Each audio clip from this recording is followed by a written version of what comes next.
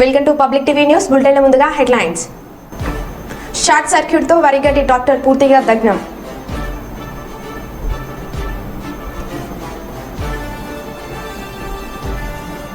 కేతన్పల్లి మున్సిపాలిటీలో ఘనంగా హనుమాన్ శోభయాత్ర.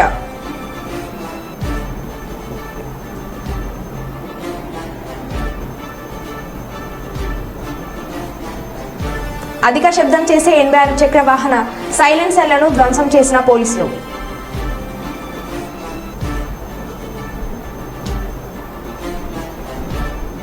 బడుగు బలహీన వర్గాలకు రాజ్యాధికారం అందించింది ఎన్టీఆర్, చందవత్ రమేష్ బాబు. ఇక వివరాల్లోకి వెళ్తే మరో బులెటిన్లో మళ్ళీ కలుద్దాం. Stay tune. మానేరు పరివాహక ప్రాంతమును కాపాడుకోవాల్సిన బాధ్యత మనందరిపైన ఉందని బీజేపీ రాష్ట్ర కార్యవర్గ సభ్యులు సురేష్ రెడ్డి అన్నారు. పెద్దపల్లి జిల్లాలో ఇసుక రిచ్ల పేరుతో మానేరు విధ్వంసాన్ని, అక్రమ తవ్వకాల గురించి సురేష్ రెడ్డి పోరాటం చేస్తూ వాటిని నిలిపివేయాలని చెన్నైలోని గ్రీన్ ట్రిబ్యునల్ కేసు వేసి విజయం సాధించిన సందర్భంగా సురేష్ రెడ్డిని సుల్తానాబాద్ మండలంలోని మానేరు పరివాహక ప్రాంత గ్రామాల ప్రజలు ఘనంగా సన్మానించారు. ఈ సందర్భంగా సురేష్ రెడ్డి మాట్లాడుతూ పెద్దపల్లి నియోజకవర్గం సహజ వనరుల సంపదతో కూడుకున్నదని, ఇలాంటి సహజ వనరులు ఎక్కువగా ఉండే నియోజకవర్గం రాష్ట్రంలో లేదని, ఈ సహజ వనరులను భవిష్యత్ తరాల కోసం, వారి కోసం కాపాడుకోవాల్సిన అవసరం ఎంతైనా ఉందని అన్నారు. మానేరు వాగులో ఇసుక రీచ్ల పేరుతో గత పాలకులు విచ్చలవిడిగా నిబంధనలకు విరుద్ధంగా తవ్వకాలు చేస్తూ వందల లారీల కొద్దీ అక్రమంగా రవాణా చేస్తూ కోట్లాది రూపాయలను అక్రమంగా ఆర్జించారని అన్నారు.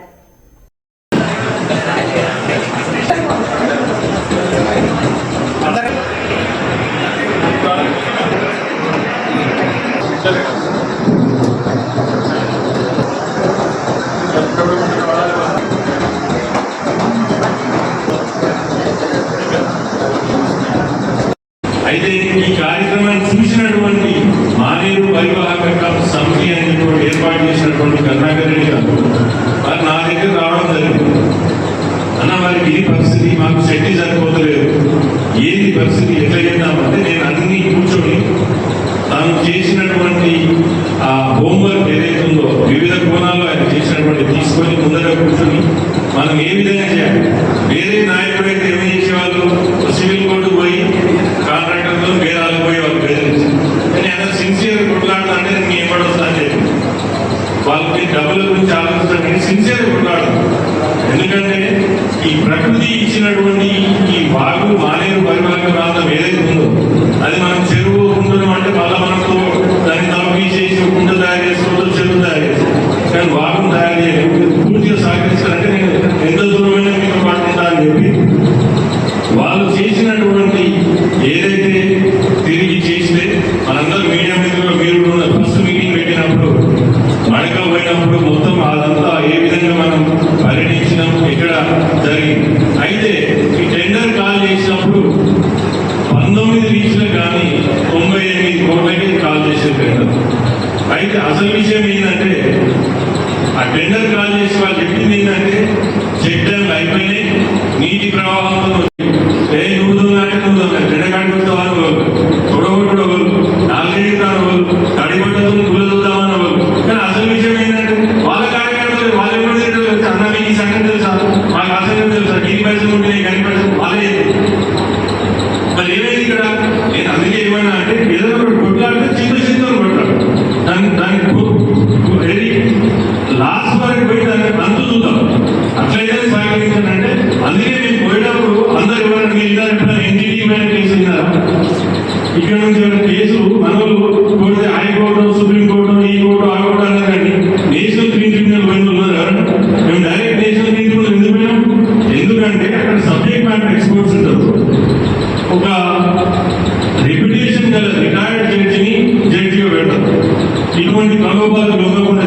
కాబట్టి మేము ఆయన పోయి చెన్నైలో పోయి జగిత్యాల జిల్లా పాలకుర్తి మండలం వాల్మేడిలో గ్రామం ఎస్సీ కాలనీలో ఉంటున్న బావిలో దుర్వాసన రావడంతో చుట్టుపక్కల ఉన్న వారు దుర్వాసన భరించలేక అనారోగ్యంతో బాధపడుతున్నారని గత ప్రభుత్వంతో చెప్పినా గానీ పట్టించుకునే అధికారులు. అక్కడ నివసిస్తున్న ఎస్సీ కాలనీ ప్రజలు ప్రభుత్వాన్ని వేడుకుంటున్న ఎస్సీ కాలనీలో ఉన్నటువంటి బావిని పూడ్చి ఎస్సీ కాలనీ ప్రజలకు న్యాయం చేయాలని వారు కోరుతున్నారు.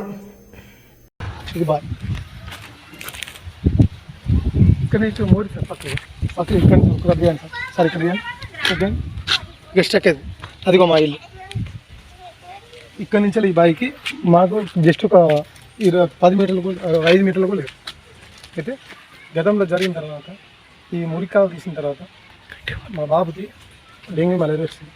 మా బాబు ఆల్రెడీ 11 సంవత్సరాల బాబు చనిపోయింది. అయినా కూడా ఇప్పటి వరకు గత ప్రభుత్వాలతో పోలిస్తే అందరికీ చెప్పినాం, మన సర్పంచ్ గారికి చెప్పినాం, ఎంపీడీసీ గారికి చెప్పినాం, వాళ్ళకి చెప్పినాం, ఎవరు సిద్ధ తీసుకోలేదు. కనీసం బ్లీచింగ్ పౌడర్ చల్లకపోగా వాళ్ళు ఎవరైనా కూడా ఉంటే ఈ సంఘం చల్లుతాం. దయచేసి ఆ ప్రభుత్వం గతంలో పోయినా కూడా ఈ ప్రభుత్వం చేద్దాం. దయచేసి మమ్మల్ని ఆదుకొని ఈ బావి గుడిపించి ఏర్పడన్నా, ఈ మోరీ ఏర్పడన్నా చేయాలి. దయచేసి దండం పెడతాను, ఈ ప్రభుత్వానికైనా దండం పెడతాను. ప్లీజ్ మమ్మల్ని అనాలి చేయకండి సార్, ప్లీజ్. అదొక్కటే కాకుండా చిన్నపిల్లలు మా గల్లీకి 20 మంది ఉన్నారు సార్. అయినా కూడా ఇగో ఈ స్తంభం చూడండి సార్, ఈ స్తంభం ఇక్కడి నుంచి మొదలుపెడితే బావిలో గుడిపోయింది. రండి సార్, ఈ బావిలో గుడిపోయింది చూడండి సార్. వీడియో చేయండి సార్, ఇక్కడ గుడిపోయింది చూడండి. ఈ వైర్ ఇక్కడ పడితే ఈ స్తంభం కూలితే ఎవరింటికి ముందు నష్టం అవుతుంది సార్. ఇది చూడండి, అక్కడ స్తంభం పెట్టి చిన్నపిల్లలు ఏం చేయాలి ఇప్పుడు? స్తంభం అక్కడ మెయిన్ ఉన్నారు. అక్కడ ఎప్పటికప్పుడు చడికి అని కరెంట్ సౌండ్ వస్తుంది. ఒక్కరు కూడా ఎవరు కూడా ఏ కరెంట్ కూడా ఎవరు రెస్పాండ్ అయ్యారు. కరెంట్ ఫోన్ చేసినా కూడా వస్తుంది తీస్తుంది చూడండి. ఇంత కిందికి ఉన్నారు చూడండి, ఇక్కడ చూడండి. ఇది పరిస్థితి. ఇప్పుడు ఏం చేయాలి? ఇక్కడ అట్లా ఇట్లా ఇంకా చాలా సమస్యలు ఇట్లా. మళ్ళీ ఇప్పుడు ఇవి ఉన్నాయని చెప్పేసి గవర్నమెంట్ మొన్న ఎలక్షన్ల ముందు గ్రామ సభ వేసి పెడితే, గ్రామ సభలో వాళ్ళు మన గవర్నమెంట్ వాళ్ళు వచ్చి వాళ్ళ ఎంపీడీ ఆఫీస్ నుంచి వచ్చి వాళ్ళు కూడా సమస్య మీ బావి గుర్తుతో మీకు సమస్య పూర్తి అవుతుంది. ఇంతవరకు ఈ బావి గుర్తు నాదులు లేడు. ఈ సర్కార్ చేస్తే చూడండి, ఇవి బావి ఫెన్సింగ్ అంట, ఈ ఫెన్సింగ్ ఇవ్వండి. నా 9 సంవత్సరాల కొడుకు చనిపోయింది డెంగ్యూ మ్యాలేరియా వచ్చి. ఇప్పుడు మళ్ళీ ఏమైనా చంపుతుంది? కరెంట్ సరిగా ఉంటుంది, ఒక్కరోజు కూడా కరెంట్ సరిగా ఉంటుంది. కరెంట్ కోసం ఫోన్ చేస్తే ఒక్కరు కూడా రెస్పాండ్ కాదు. ఎవరికి ఏం చెప్పాలి, ఎవరికి ఏం చేయాలి? కనీసం మీ ప్రభుత్వం న్యాయం చేయండి సార్ దయచేసి. ఏం సార్ మమ్మల్ని ఇట్నే వాళ్ళు పెడతారా? ఎప్పటికి ఇట్నే ఉంటుందా మా బతుకు? వదిలేండి. బావి చూడండి, పాములు తేళ్లతో సహా పాములతో సహా ఈ బోరింగ్ మేము ఇక్కడ ఊళ్ళో ఉంటారు కాదు సార్. ఏదో పాముల అడవులతో ఒక ప్రపంచాల్లో విధిస్తే అక్కడ ప్రపంచంతో మేము వెళ్తున్నట్టున్నాం సార్. అవును సార్, ఎవరికి చెప్పుకోవాలి? సర్పంచ్ గారు చెప్పిన సర్పంచ్ గారు పట్టుకోలే, ఎంపీడీసీ గారు చెప్పిన ఎంపీడీసీ గారు పట్టించుకోలే, మన రెవెన్యూ వాళ్ళే పట్టించుకోలే. ఇప్పుడు గత ప్రభుత్వం దయచేసి మీరే న్యాయం చేయండి సార్. ఎందుకు సార్ మమ్మల్ని ఇట్లా ఇప్పటి వరకు ఎన్నోసార్లు సర్పంచ్ గారికి ఎంపీడీసీ గారికి అందరికీ చెప్పినాం. ఇప్పుడు మేము కావాలని కోరుకొని గెలిపించుకున్న ఎమ్మెల్యే గారు కనీసం వాళ్ళు కూడా పట్టించుకోలేదు సార్. దయచేసి దండం పెడతాను మేడం గారు, దయచేసి మా పరిష్కారానికి ఒక చెప్పండి ప్లీజ్ మేడం. ఇప్పటి వరకు మీకు తెలియదు మేడం, మీరు ఉన్నారో లేదో మీకు చెప్పలేదు మేడం. ఇప్పటివరకైనా మీరు దృష్టి చేసుకున్నారు. దయచేసి మీరు చూసి మాకు సహాయం చేయండి మేడం, మీరు నిలబడండి మేడం, ప్లీజ్ దండం పెడతాం మేడం, ప్లీజ్ దయచేసి. జర ఇప్పుడన్నా ఈ ప్రభుత్వాన్ని జర ఆదుకొని ఈ బావి గుడిపించి ఏర్పాటు చేయాలి. దయచేసి దండం పెడతా. అదే ఘోరంగా ఉన్నది, ఘోరంగా దుర్వాసన వస్తుంది. ఇది ఉండలేకుండా ఈ పరిస్థితి దోసుకోలే. గత ప్రభుత్వం కూడా ఎవరు చెప్పినా కూడా ఎవరు ఏం పట్టించుకోలే. ఇప్పుడు చెప్పినా కూడా గత ఈ ప్రభుత్వం అన్న కనీసం పట్టించుకొని ఈ బావి గుడికి ఏర్పాటు చేయాలి, ఈ నోరు తీయాలి. ఈ కార్యదర్శి గారు చెప్పినాం, మండల రెవెన్యూ ఆఫీసర్ గారు చెప్పినాం. ఆయన గ్రామ సభకు వచ్చినా కూడా ఆయన కూడా ఇన్ఫర్మేషన్ ఇచ్చినా కూడా ఆయన కూడా రెస్పాండ్ లేదు. ఈ గ్రామ పంచాయతీ మన సెక్రటరీ కూడా ముజాఫర్ నగర్లోని టీసీ లక్ష్మమ్మ కొట్టు శిక్షణ కేంద్రంలో సుందరయ్య స్ఫూర్తి కేంద్రం ఆధ్వర్యంలో సమ్మర్ క్యాంప్ ప్రారంభించారు. ఈ సందర్భంగా ట్యూషన్ సెంటర్ను సుందరయ్య స్ఫూర్తి కేంద్రం కన్వీనర్ శేషయ్య ప్రారంభించారు. ట్యూషన్ కోచింగ్ టీచర్గా యూటీఎఫ్ జిల్లా నాయకులు హేమంత్ కుమార్ హాజరై విద్యార్థులకు పాఠాలు బోధించారు. ఈ సందర్భంగా వారు మాట్లాడుతూ సమ్మర్ క్యాంపులు విద్యార్థులకు ఎంతగానో ఉపయోగపడతాయని, విద్యార్థుల్లో నైపుణ్యాన్ని జ్ఞాపక శక్తిని పెంచుకోవడానికి అనేక రకాలుగా ఈ క్యాంపులు ఉపయోగపడతాయని తెలిపారు.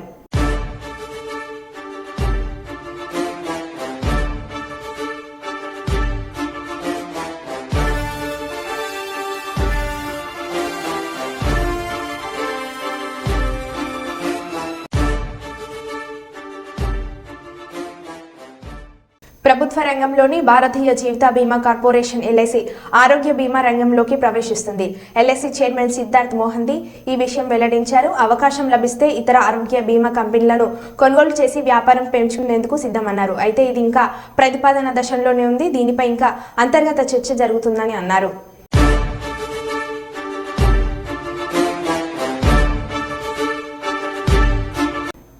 రాజన్న సిరిసిల్ల జిల్లాలో నెల రోజుల వ్యవధిలో నిబంధనలకు విరుద్ధంగా ద్విచక్ర వాహన కంపెనీ సైలెన్సర్ స్థానంలో అధిక శబ్దం వచ్చే సైలెన్సర్లను ఏర్పాటుపై పోలీసులు స్పెషల్ డ్రైవ్ నిర్వహించి అధిక శబ్దం చేసే 86 ద్విచక్ర వాహన సైలెన్సర్లను గుర్తించి మరోమారు వినియోగించుకోకుండా రోడ్ రోలర్ సహాయంతో మంగళవారం రోజున సిరిసిల్ల బైపాస్ ప్రాంతంలో జాన్సన్ చేశారు. ఈ సందర్భంగా ఎస్పీ మాట్లాడుతూ నిబంధనలకు విరుద్ధంగా ద్విచక్ర వాహన సైలెన్సర్లు మార్పు చేయడంపై చట్టరీత్యా నేరం తీసుకుంటామని, శబ్ద కాలుష్య నియంత్రణతో పాటు ప్రజా ఆరోగ్యాన్ని దృష్టిలో ఉంచుకొని అధిక శబ్దం చేస్తే ద్విచక్ర వాహనాల వినియోగదారులపై చట్టరీత్యా చర్యలు తీసుకుంటామని తెలిపారు.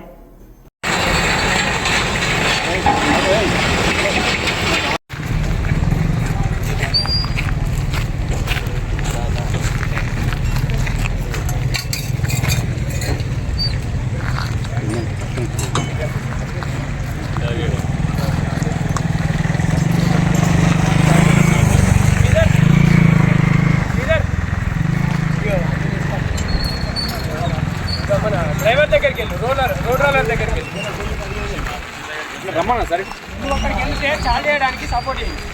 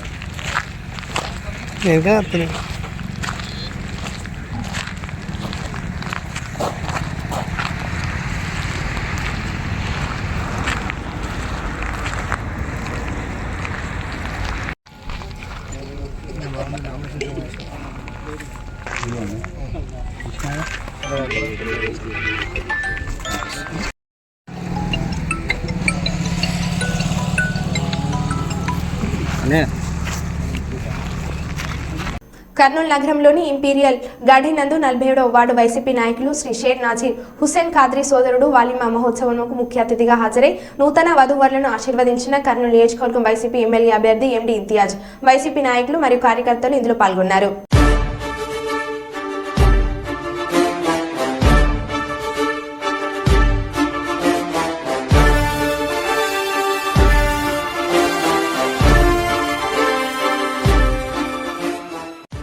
ఢిల్లీ నుంచి వారణాసి వెళ్తున్న ఇండిగో విమానంలో బాంబు ఉన్నట్లు బెదిరింపులు. అత్యవసర ద్వారం గుండా ప్రయాణికులను దింపేసిన సిబ్బంది, ప్రయాణికులు సురక్షితంగా తనిఖీలు చేపట్టిన బాంబు స్క్వాడ్ సిబ్బంది.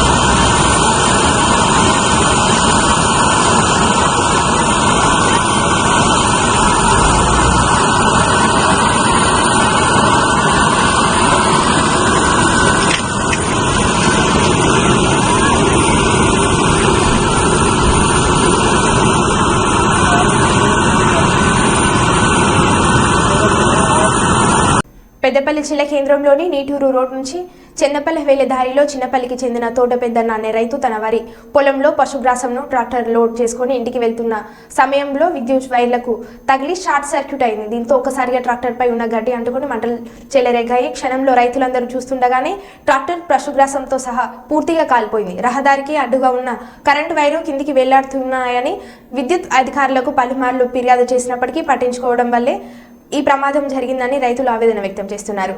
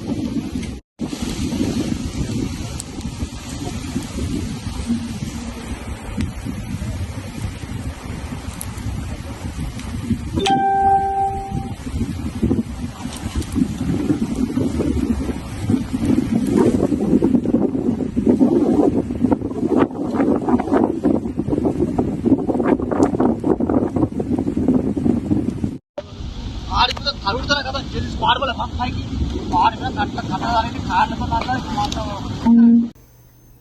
కర్నూలు జిల్లా ఎస్పీ ఆదేశాల మేరకు Adoni DSP J Sivanarayana Swamy, training DSP Sridhar Dheeraj, 1 town CI, 2 town CI, 3 town CI, rural CI మరియు సబ్ డివిజన్లోని అందరు ఎస్ఐలు మరియు సబ్ డివిజన్ మెన్ అందరితో కలిసి ఆదోని 1 టౌన్ పోలీస్ స్టేషన్ లిమిట్స్లోని వాల్మీకి నగర్ మరియు బోయిగిరి నందు కార్డెన్ అండ్ సెర్చ్ను చేయడమైంది. ఈ కార్డెన్ అండ్ సెర్చ్లో 30 లీటర్ల సారాయి మరియు 43 వివిధ రకాలైనటువంటి రికార్డ్స్ లేని వాహనాలను సీజ్ చేయడం జరిగింది.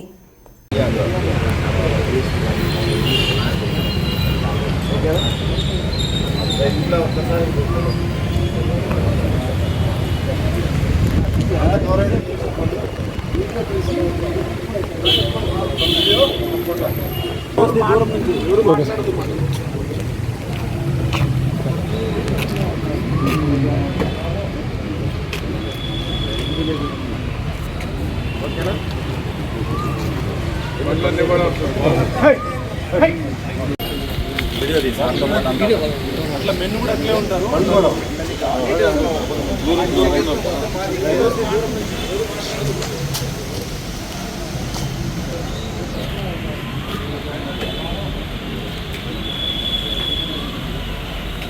ఓకేనా?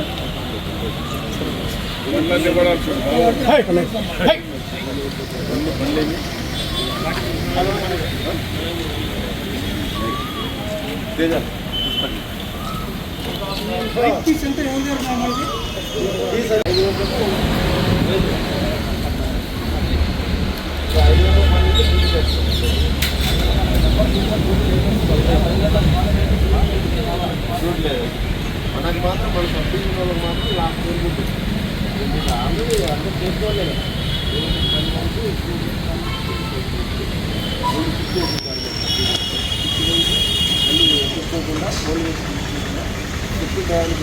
పోలే సార్ స్టాప్ చేయాలి. వీడియో ఒకటి తీయండి, ఫొటోస్ ఒకటి తీయండి, మొత్తం వెహికల్స్ కూడా రావాలి. మనకు మాత్రం మన సబ్సిడీ వాళ్ళకి మాత్రం లాస్ట్ కోరుకుంటుంది. మీకు ఆల్రెడీ అంతా చేసుకోలే కదా. మీరు 10 వరకు వీళ్ళు షిఫ్ట్ వేసింటారు. మనకి మళ్ళీ ఎదుర్కోకుండా పోలీసు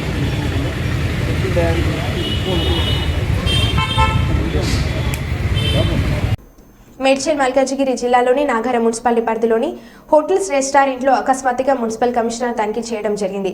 హోటల్ రెస్టారెంట్లో క్వాలిటీ లోపిస్తే తగు చర్యలు తప్పవని హెచ్చరించడం జరిగింది. నాగర మున్సిపాలిటీలోని కుళ్ళిపోయిన క్వాలిటీ లోపించిన ఆహార పదార్థాలు వాడుతున్నటువంటి హోటళ్లకు రెస్టారెంట్లకు మొత్తం 45,000 జరిమానా విధించడం జరిగింది.